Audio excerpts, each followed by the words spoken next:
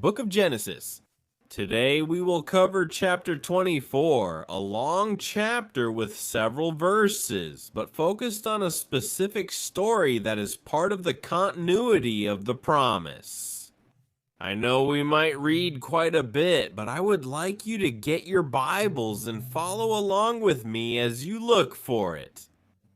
Let's take a minute to remind some of you that there's very little time left before we meet in Israel. Since on February 11th, we will see many of you here who are coming to tour the land of God, the land of the Bible. This time we will also visit Egypt and Jordan. This will be an excellent opportunity to see biblical sites of great significance. For those who didn't have the chance to register, I remind you that you can still join us in June 2026. You should visit the website descubriendoisrael.com, where you'll be able to select some of the trips we have scheduled. Also, the tour of the 7 churches of the apocalypse. We're going to have a schedule to be there in June, as soon as we finish our tour of Israel. For those who have already been to Israel or can't do the whole tour, I encourage you to meet us directly in Turkey so we can have this biblical experience together. So that's all there is to say. See you there, and go to the website where you'll find all the information. Now let's read Genesis chapter 24, and we'll start from verse 1. It says like this. Abraham was already old and well advanced in years, and Adonai had blessed Abraham in everything. And Abraham said to one of his servants, the oldest of his household, who was in charge of everything he had, "Put your hand under my thigh now, and I will make you swear by Adonai, God of heaven and earth, that you will not take a wife for my son from the daughters of the Canaanites among whom I live, but that you will go to my country and to my relatives and take a wife for my son Yitzhak." The servant answered him, "Perhaps the woman will not want to come with me to this land. Shall I then take your son back to the land from which you came?" And Abraham said to him, "Be careful not to take my son back there. Adonai, God of the heavens, who took me from my father's house and from the land of my relatives. He told me, I will give this land to your descendants. He will send his angel ahead, and you will bring from there a wife for my son. And if the woman is not willing to come after you, you will be free from this oath of mine. Only do not take my son back there." Then the servant put his hand under the thigh of Abraham, his master, and swore to him concerning this matter. And the servant took 10 camels from his master's camels and set out, taking all kinds of choice gifts from his master. He traveled to Mesopotamia, reached Nachor, and made the camels kneel by a well outside the city.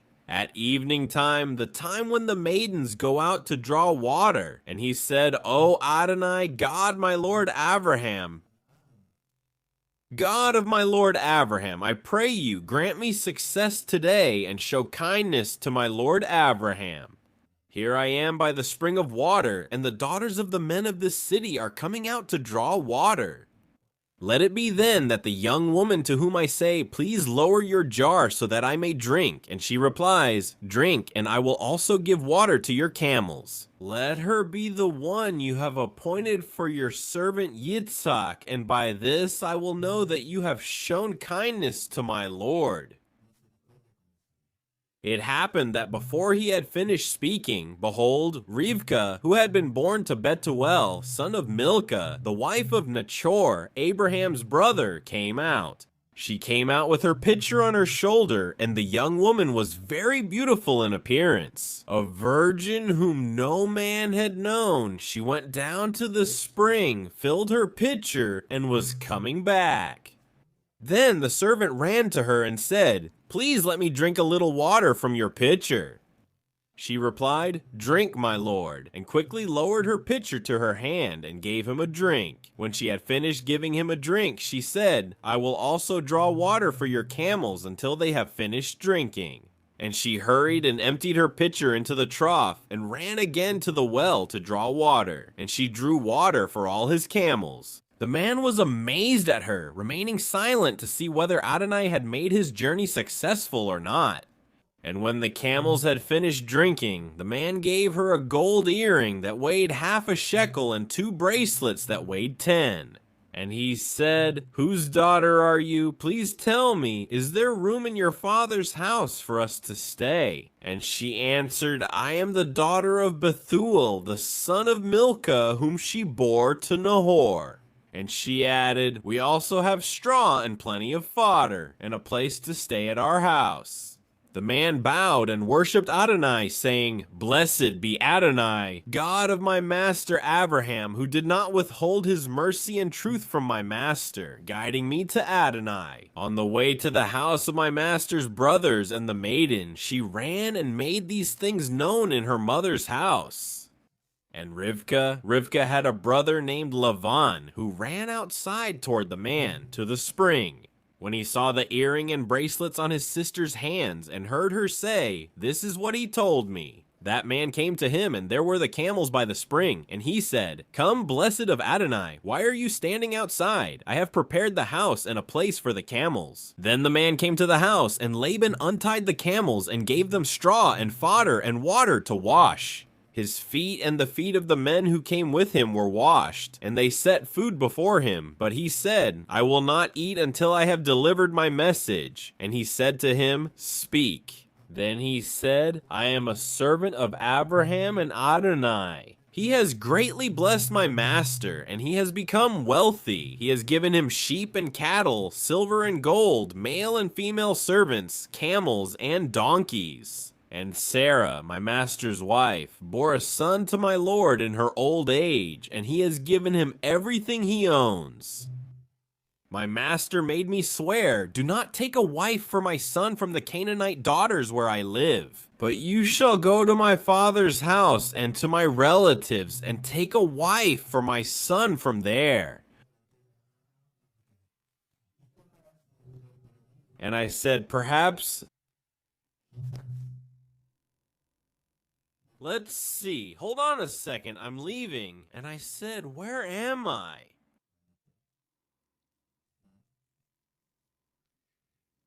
Then you will be free. I got lost.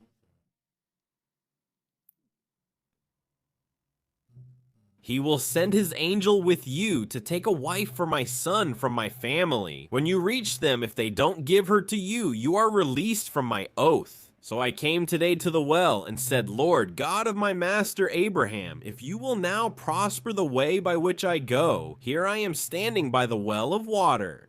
Let it be then that the young woman who comes out to draw water, to whom I say, "Please give me a little water from your jar to drink," and she answers, "Drink, and I will also draw water for your camels." Let her be the woman whom Adonai has appointed for my master's son. Before I had finished speaking in my heart, behold, Rebekah, who came out with her jar on her shoulder and went down to the spring and drew water. I asked her for a drink, and she quickly lowered her jar from her shoulder. And she said, "Drink, and I will also give your camels water to drink." And I drank, and she also gave my camels water to drink. Then I asked her and said, "Whose daughter are you?" And she answered, "Daughter of Bethuel, son of Nahor, whom Milcah bore to him." Then I put a ring on her nose and bracelets on her arms, and I bowed down. I worshipped and blessed Adonai, God of my master Abraham, who had led me on the true path, and the daughter of my master's brother for his son. Now then, if you wish to show mercy and truth to my master, tell me, and if not, tell me, and I will go to the right or to the left. Then Laban and Bethuel answered and said, "This has come from Adonai. We cannot speak to you either bad or good. Here is Rivkah before you. Take her and go, and let her be the wife of your master's son, as Adonai has determined, as he has said." Avram's servant heard them, bowed before Adonai, and brought out his gifts, silver jewelry, gold jewelry, and garments, and he gave them to Rivkah. He also gave precious things to her brother and her mother, and he and the men who came with him ate and drank and spent the night there. Rising early, he said, "Send me to my master." Then her brother and her mother answered, "Let the young woman stay with us at least 10 days, and after that she may go."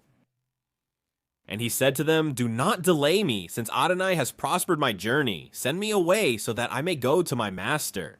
They answered, "Then let us call the young woman and ask her." So they called Rivkah and said to her, "Will you go with this man?" And she replied, "I will go." So they let Rivkah, their sister, and her nurse go, along with Abraham's servant and his men. And they blessed Rivkah. They told her, "Our sister, may you be the mother of thousands, and may your descendants possess their enemies' gates." Then Rivkah and her maidens arose, mounted the camels, and followed the man. And the servant took Rivkah and went his way. And Yitzhak was coming from the well of the living one who sees me, for he lived in the Negev, and Yitzhak had gone out to meditate in the field at evening time. And lifting up his eyes, he looked, and behold, the camels were coming. Rivkah also lifted up her eyes, saw Yitzhak, and got down from the camel.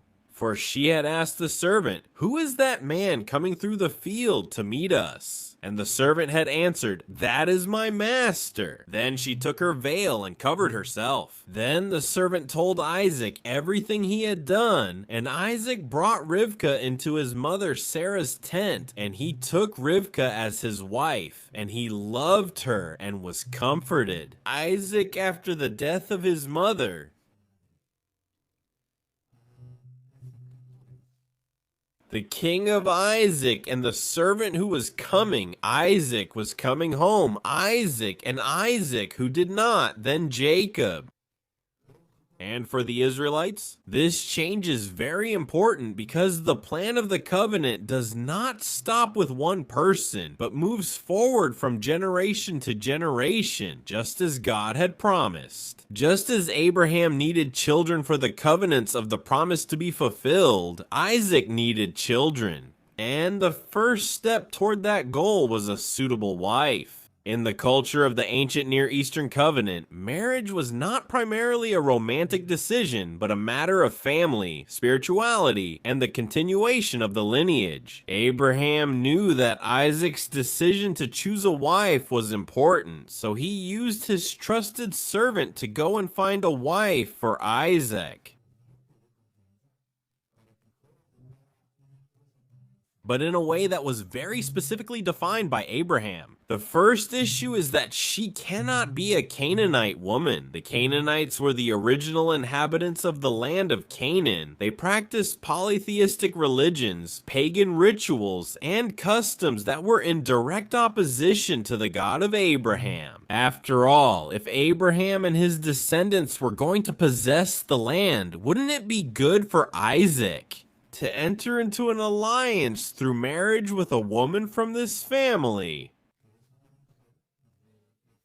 And why? Because soon they were going to take him out of the land. Besides, Abraham did not want a woman raised in the religion of the Canaanites to raise the children of the promise, since faith and spiritual identity are mainly transmitted through and by means of the home.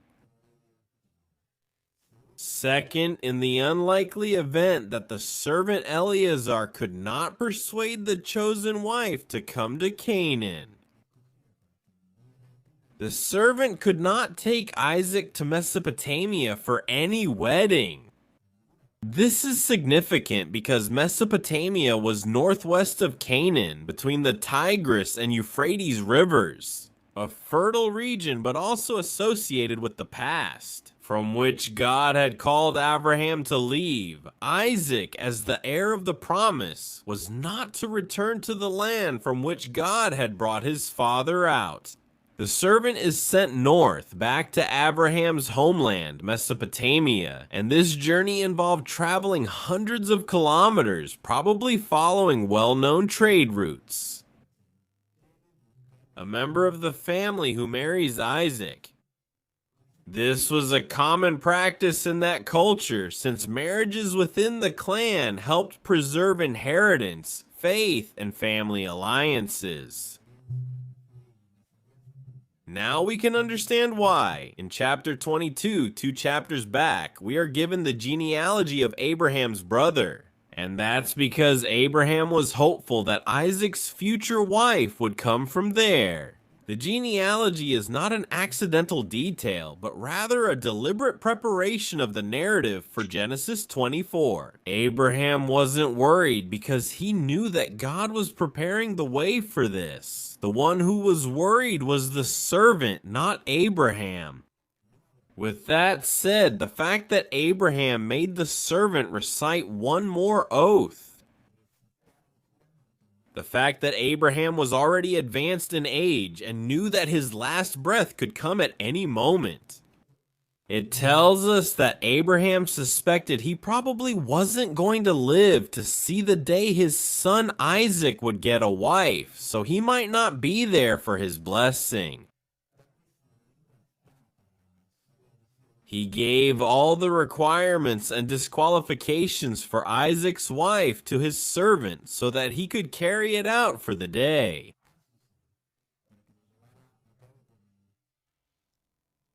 The safe part. Let's say it this way, that God's plan would continue even after his death. This oath is recited with Abraham asking the servant to put his hand under Abraham's thigh. The fact that some kind of gesture accompanying this oath was normal for that time and for all eras, including ours, the modern era. Oaths today, when someone goes to court, the solemn oath is almost always accompanied by a physical action that symbolizes the seriousness of the commitment. As I mentioned, there are records of the hand dating back to Abraham's time. It is seen being raised as part of swearing an oath, a practice that is still observed today, even in legal contexts. But what does this hand under the thigh mean? What does it mean? That's good. This is a Hebrew idiom, and is it referring to Abraham's genitals? Even though this sounds strange, it sounds odd to our modern culture, there is definitely a meaning to this. The rabbis of antiquity explained that it makes a lot of sense within the biblical context. Whether they are correct or not, that's something I personally can't say. But they claim that on the man's genitals, which is the sign of the covenant with Adonai, where circumcision is performed. This physical mark was not just a bodily rite, but a visible and permanent sign of belonging to the covenant, to the divine covenant, to God's covenant. Genesis 17:11 contains this story. The sign of the covenant between me and you will be that you circumcise the flesh of your foreskin, touching the area where the sign of the covenant resided. The oath was directly linked to the commitment that God himself had established with Abraham. Later in Genesis, we find Jacob, Abraham's grandson, making the same gesture of oath, hand under the thigh, with Joseph. What shows that this is not an isolated act, but rather an exceptional practice reserved for critical moments related to the fulfillment of the covenant. So this strange action is seen as invoking the power and presence of God, the one who created the covenant, and he is also the one who guarantees the oath. This same gesture is not found anywhere in any other culture or at any other time. And the only two mentions of this in the Bible are the ones I just gave. And they will involve the patriarchs carrying out the provisions of the covenant at decisive moments for the future of the promise. The words of instruction that Abraham gives to his servant are the last recorded words of Abraham in the Bible. And the transition we see between some of his earlier recorded statements and what we read now is remarkable.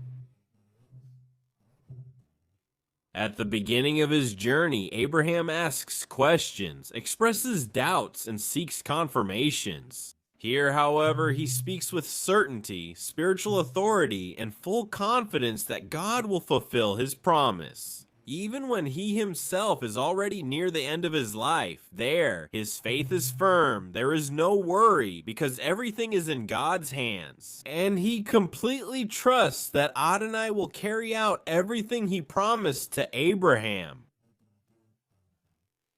Before he asked, "How do I know that I will possess the land?" Do you remember? He even lied about his wife Sarah. He wanted to know how he was going to have descendants if his wife was barren, and so on. This is what years and years of walking with God bring: maturity and faith. That doesn't happen quickly. It definitely doesn't happen quickly. But this servant whom he trusted, probably Eliezer of Damascus, who is mentioned in the previous chapters, has been greatly influenced by Abraham since he was traveling back to Mesopotamia, Abraham's birthplace. And as he arrives at the city of Nahor, he prays to God that God's will be done. Geographically, this city was located in northern Mesopotamia, a region known as Aram Naharaim. It was a fertile area crossed by ancient trade routes. Even more so when some versions of the Bible show Eliezer calling God Adonai, Lord Jehovah. The original Hebrew calls him Jehovah. He is using either Yud-Vav, Hey-Vav, Yahweh. He is using God's direct personal name, which indicates a personal relationship and a faith that has been shaped by his closeness to Abraham. And here we will find, sometimes in the Bible, a woman or women going to the well to fetch water. This is not a romantic notion or some literary device. The women of the Middle East at that time stayed separated from men almost all the time. There were certain specific times of the day when it was understood that women would go to the well or to a river or spring to draw water. It was a task done by women, and usually men were not around. This had to do only with traditional modesty and very, very, very strict social norms. In particular, this applies to single women and young girls. Therefore, sometimes when we see a narration about a male character in the Bible finding a woman at a well or a spring, we can understand why they are surprised to hear a man's voice. This practice still prevails in many parts of the world today. An interesting part of this chapter happens in verse 10 because it tells us about Abraham's servant. He took 10 camels with him for his journey north in search of the wife. For Isaac, many archaeologists will say that this can't be possible because camels were not known in that region at that time. At that time, around 1850 or 1900 before Jesus. However, there are some recent findings that have shed light on this topic, on this matter.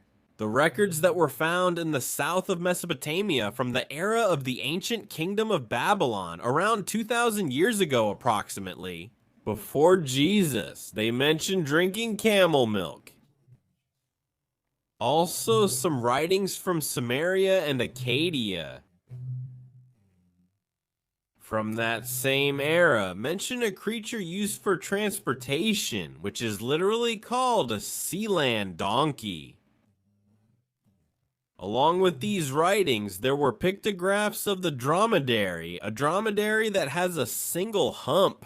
The ones you see a lot around here with Israel, what we mistakenly call camels, but in fact it's a dromedary. A dromedary is not a camel, it's a creature with one hump. A camel is a creature with 2 humps. But this appears in the habitat of this entire territory of Mesopotamia. While the dromedary was in the Arabian Peninsula, far, far to the south, where Abraham would have had a dromedary. So it makes a lot of sense, while they wandered the southern regions and constantly dealt with southern Semitic tribes. So this idea that Genesis 24 is an addition or editing done much later has no basis at all. Now it's very important to learn that Eliezer went to the well at the time of day that is mentioned, because he knew that at that time it was when he would find eligible women. This wasn't a coincidence. In the Middle East, in the Midwest, if you wanted to find a young woman, that was the place. Eliezer sees young women starting to arrive and proceeds to make a deal with God. So, he presents a test to make sure that the woman he was going to choose for Isaac was the woman God wanted. And before he finished speaking to God, the answer to his prayers arrived through Rivka, through Rebekah, the daughter of Bethuel. Bethuel was Abraham's nephew. He was the son of Abraham's brother.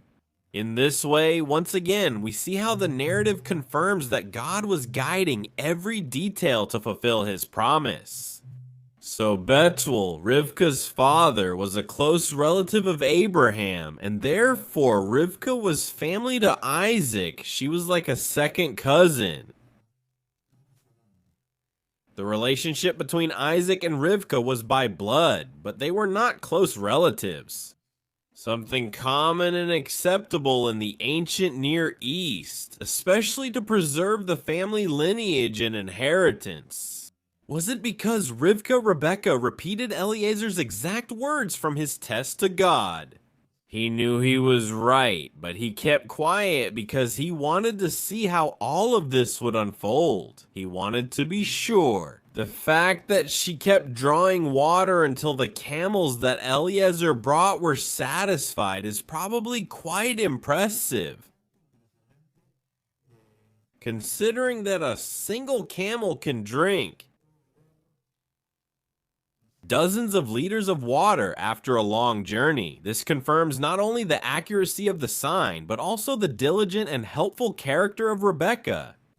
Therefore, Eliezer takes the next step. Eliezer gives Rebekah valuable gifts. He is giving her nose rings.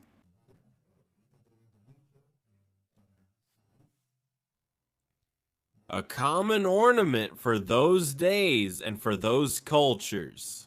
It didn't have any negative connotation. It was a visible sign of commitment and family status. And of course, Rebekah runs to her house and tells her mother and the other women of the clan what had happened, following the cultural pattern, where the affairs of the young were first dealt with within the feminine sphere of the home, when Rebekah's brother, Laban, who will play a very important role in the future, sees the expensive jewelry his sister is wearing. He goes directly to meet the man who gave her those gifts.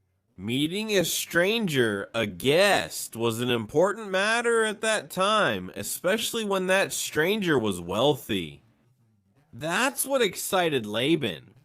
Laban was so excited that he even invoked the name of Adonai when he greeted Eliezer.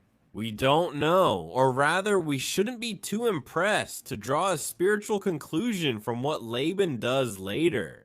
We'll see that Laban had many gods. He was only being cordial and diplomatic when he used the name of God, whom Laban's master, Eleazar, served Abraham.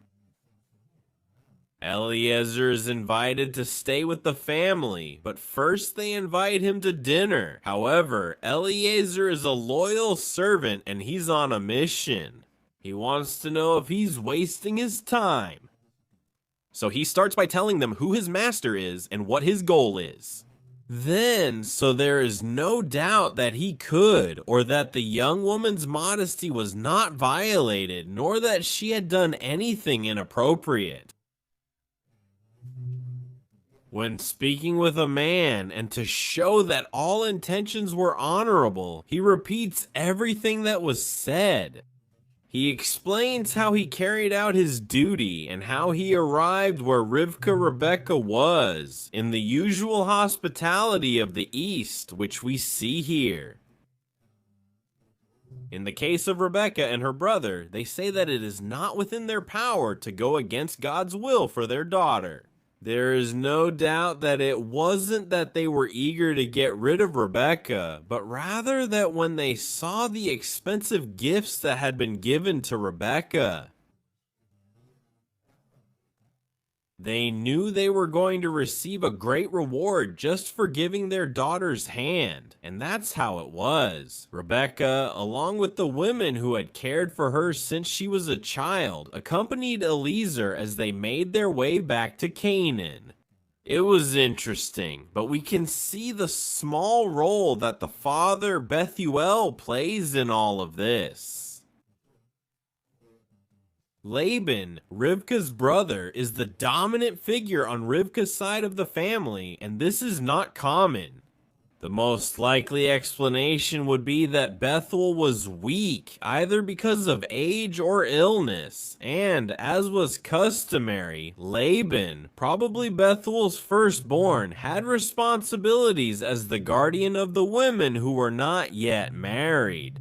In verses 54 to 55, when we see Eliezer asking for permission for Rivka to go with him, it is the mother and the brother, not the father, who ask him not to let her go.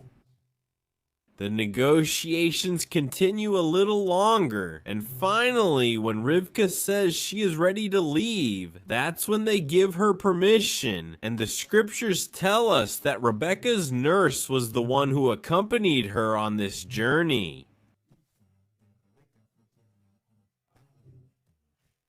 Apparently, this nurse was very beloved and seen as another member of the family. Most likely, this nurse was the one who took care of Rivka when she was a child, and she performed the duties of a wet nurse who would eventually become Rivka's companion and guardian. In fact, the Hebrew word used here for nurse is meneket, which means the one who gives milk, the one who loves milk.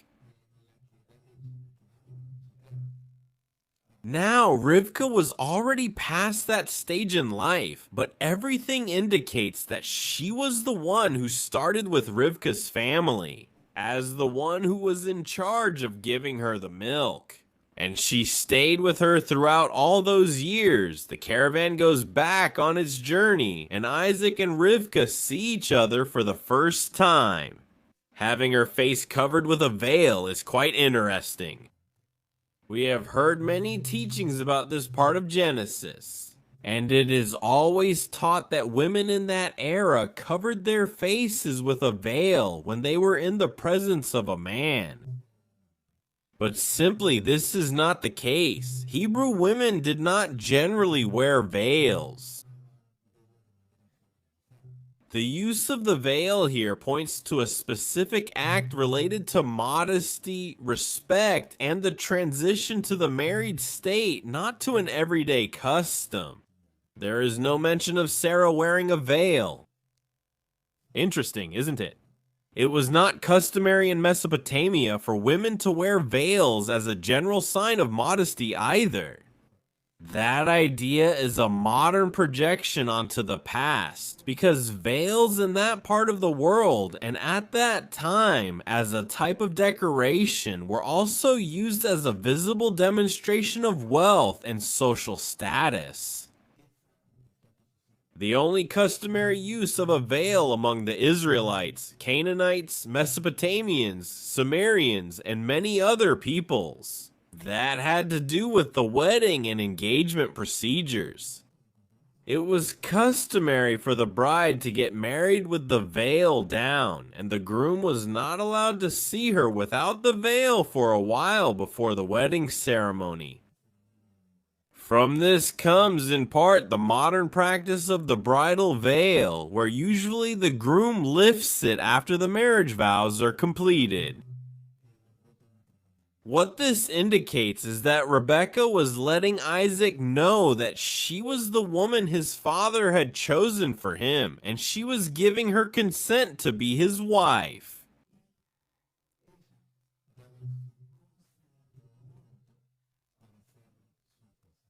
The engagement period had already begun.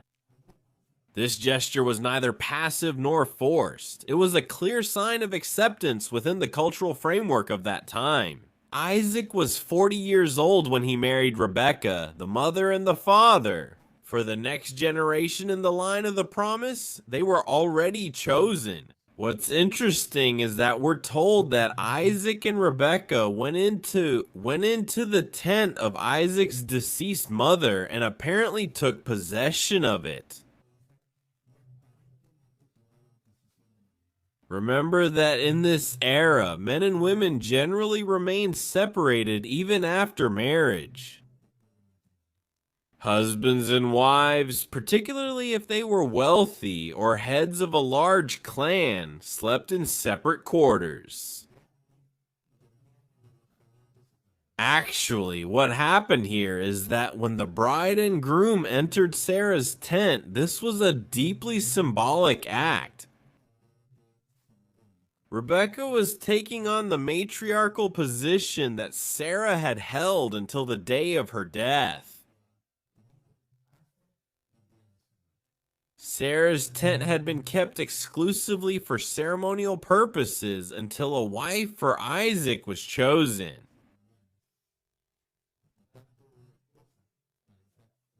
It was not simply a physical place, but a symbol of authority, family continuity, and blessing within the clan. I like it a lot. How the chapter ends when the scripture says that Isaac finally found great comfort after losing his mother. When he marries Rebekah, obviously, just before meeting Rebekah, Sarah had been his primary contact with the women of this world.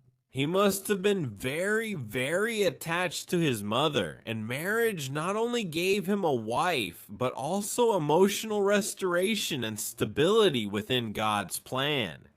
I would like to summarize everything we learned today in 3, better yet, in 7 simple points. Number 1. And take note, if you want to walk with God, it produces maturity, not instant answers.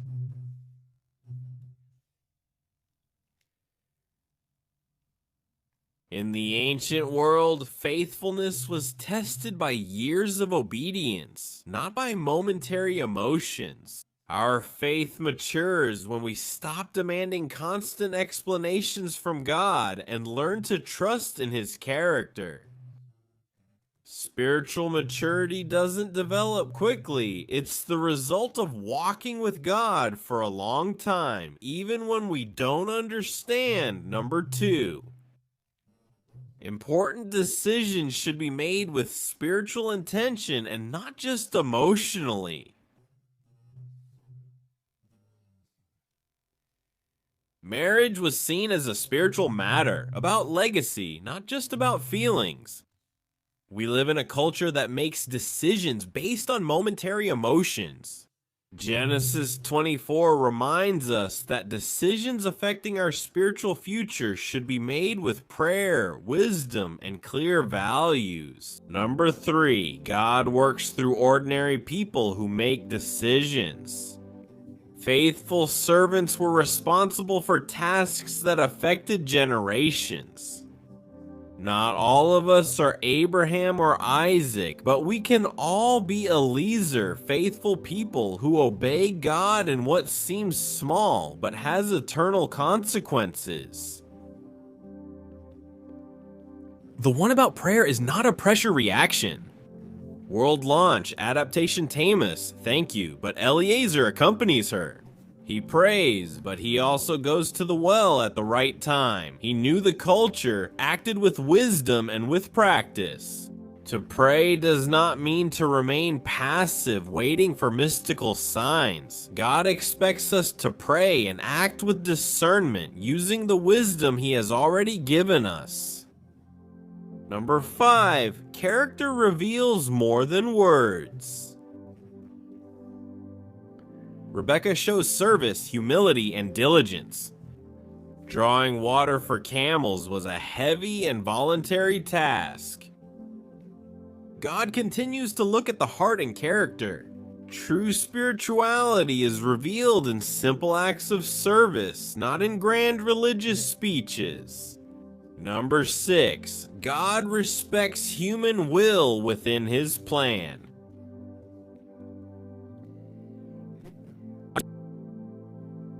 She is asked if she wants to go, and she accepts. Although marriages were arranged, consent was important. God was not going to force his will upon us. He guides, he prepares, and opens paths, but he waits for our response. Drawing near to God means saying yes when he is calling us. And number 7, healing the past is part of God's plan. Isaac finds comfort after Sarah's death, and Rebekah takes on the matriarchal role, being the one who brought restoration to the home. So God not only fulfills future promises, he also heals wounds from the past. Sometimes drawing closer to God means allowing him to bring comfort where there was loss. Genesis 24 is not just an old story about a marriage, it's a portrait of how God works. When people walk with him, when they make decisions with faith and trust, even when they don't see the immediate result. This story invites us to ask ourselves not only what God did, but how do we respond today? I want to pause here. With today's study, thank you, I think we've brought out a lot of important things, and these last 7 points, I've tried to summarize everything we've been talking about, everything we've discussed today. But without a doubt, we have learned a lot. That's what I want. And generally I don't ask for it, but share the video with other people if this was a blessing to you, this study. We're already in chapter 24. There are 24 chapters before this that you can share, and we'll continue like this until we reach the end of the book of Genesis. Thank you. God is God, and he is still working today. So just a prayer in Hebrew, amen?